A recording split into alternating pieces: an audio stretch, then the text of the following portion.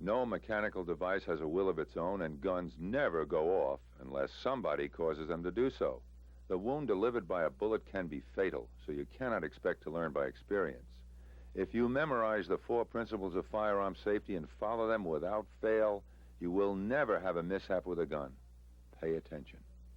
I'm going to show you the 4 safety rules which will absolutely prevent difficulty. If you learn what we're going to cover right now, and learn it well, and never violate it, you absolutely cannot have a mishap with your pistol. It's as simple as that. The 4 general rules go forever, not just here, but for the rest of your life. Rule number 1, all guns are always loaded. Treat all guns as if they were loaded. I do not approve of that. All guns are always loaded.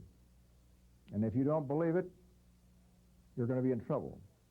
Now, you saw when I started teaching this morning that I took the round out of the breech of my pistol. It's over there, so I can assume that it's not where it should be, but something might have happened. So before I do anything else, I check it before I work with it.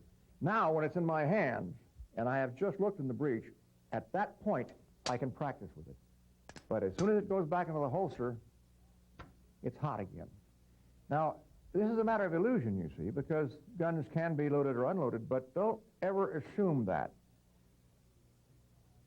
I hope that nobody in this class will ever again tell anyone he knows that his pistol is either loaded or unloaded, because it's a statement you completely disregard. If you tell me your pistol is loaded, I'll say, well, why wouldn't it be? It's like telling me you have gas in your car. If you tell me the weapon is unloaded, I'm going to say, I don't believe you. And if I tell you that mine is unloaded, don't believe me. If you don't know how to check a weapon, find out before you start messing with it. If you take a weapon from someone who has just checked it, you check it again. If I take this pistol, take the magazine out, check the chamber, and hand it to you, you check it. Don't take my word for it. Don't trust me, and don't trust anyone. And I won't trust you, and all will be well. Rule number 2, never let the muzzle cover anything you are not willing to destroy. This is the muzzle. That means don't point it unless you're willing to kill. Now, we don't like the term shoot to kill because defensive pistol is used to stop.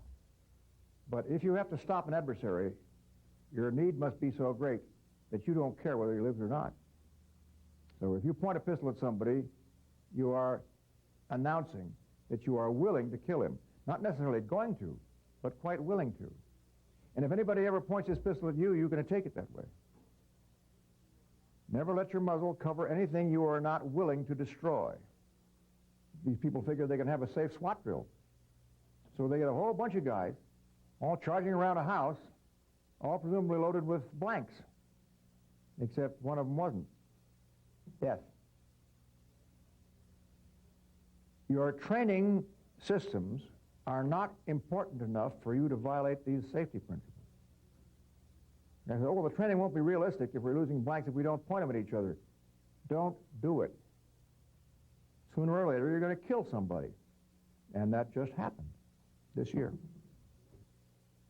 Rule number 3, keep your finger off the trigger till your sights are on the target.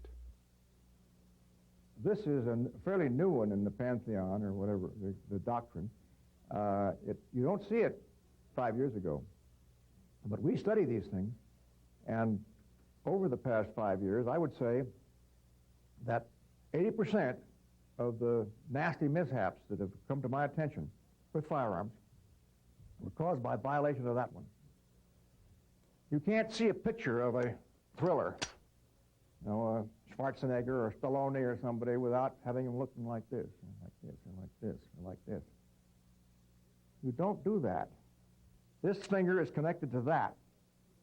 And as long as you can't see that, you keep your finger there. With the Colt and the Browning, you can put your finger on that button and feel it. So wherever your pistol is, your finger is there until you see that, and then you take the slack out. When you see the front sight, you take out the slack. And as soon as you can't see the front sight, your finger goes straight again. The trouble with this, the obstacle here, is that the human hand is conditioned to work like that. You know, your baby will grab your finger like that. And you have to get here this week in the habit of keeping this finger disconnected from those.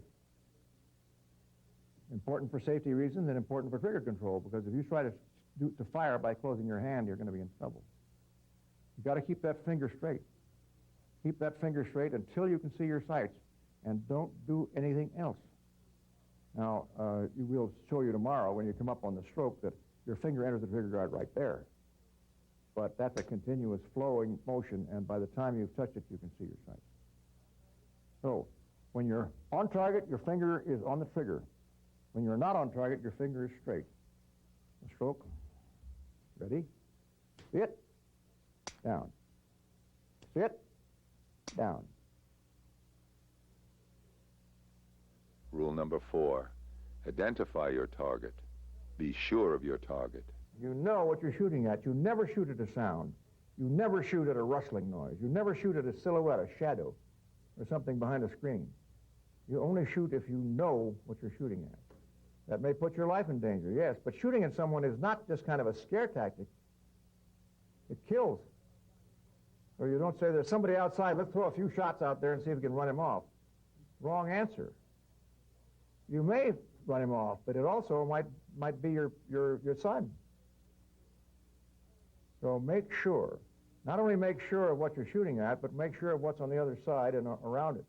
Now, if you shoot properly, you won't miss, and your bullet will be so heavily involved with the target that it won't be too terribly dangerous on the other side. But in any case, whenever you see a target, you take a quick thought in your mind, what's on the other side, so that you're not hazarding things out there. And this, of course, also involves the silhouettes on a hill. If you see an enemy who is on that ridge, be sure of what you're going to do now, because if just over the other side of that ridge and down in there is your base camp, you have to make certain judgments at that point. I say again, if you're careful with shooting and you hit your target, what happens beyond your target is not going to matter too much. But those are your 4 rules, and those apply always. Those are permanent.